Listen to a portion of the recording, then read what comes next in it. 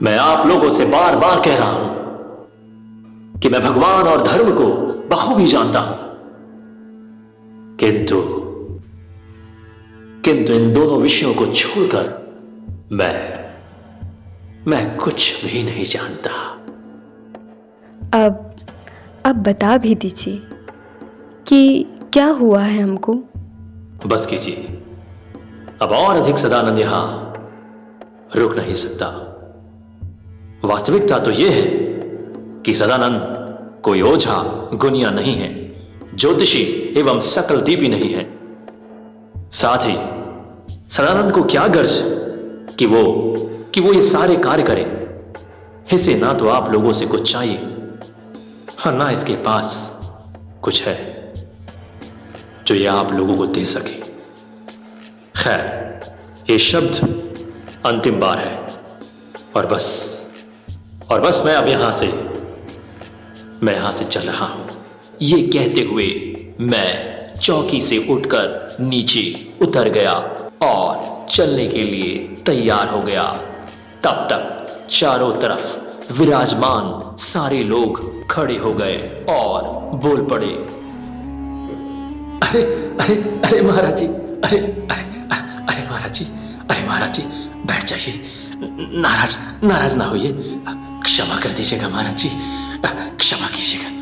बैठ जाइए महाराज जी, बैठ जाइए। श्री विनय जी, श्री विजय जी आदि ने विनम्रता पूर्वक बैठने को कहा और श्री मनोज जी की अम्मा ने भी विनती पूर्वक मुझे बैठ जाने को कहा। रुकिए, कहाँ जा रहे हैं आप? अरे आप तो नाराज हो गए। बैठ जाएं आप।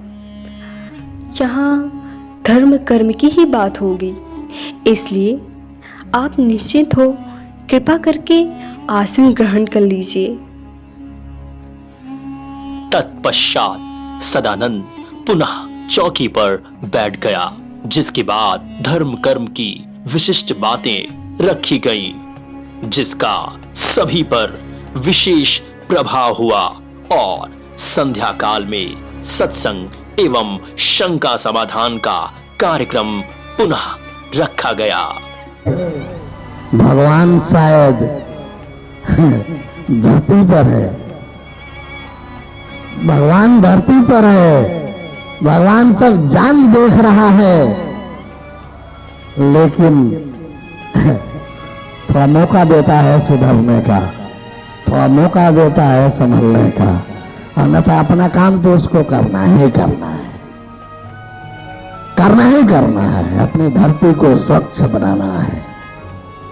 धरती से असत्य धर्म न्याय नीति को मिटाना ही मिटाना है और सत्य धर्म न्याय नीति को लाना ही लाना है, चाहे कोई साथ दे या न दे। सद्भावी सत्यान्वेषियों तरया लक्ष्मी राम में भी सत्संग एवं शंका समाधान होने लगा। श्री आनंद मोहन जी उस समय सहायक खंड विकास अधिकारी नौगढ़ तहसील जिला बस्ती उत्तर प्रदेश में कार्यरत थे, परंतु अवकाश लेकर वे भी तरया लक्ष्मी राम में ही रहा करते थे।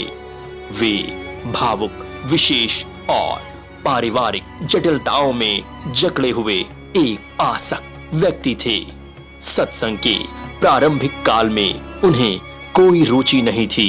वर्तमान आडंबरी, पाखंडी एवं ढोंगी महात्माओं के संबंध में सुन जानकर और सदानंद के वाह रूप अर्थात बाहरी वेशभूषा को देखकर वे भी कभी भ्रमित थे, परंतु उनके पारिवारिक लोगों द्वारा जो सत्संग सुना करते थे, उनके मुख से निरंतर गुणगान सुनकर वे भी अब सत्संग में बैठने लगे और उसी गांव के श्री रामा मिश्रा जी भी बहुत बड़े सत्संगी थे, अर्थात सत्संग के प्रेमी थे।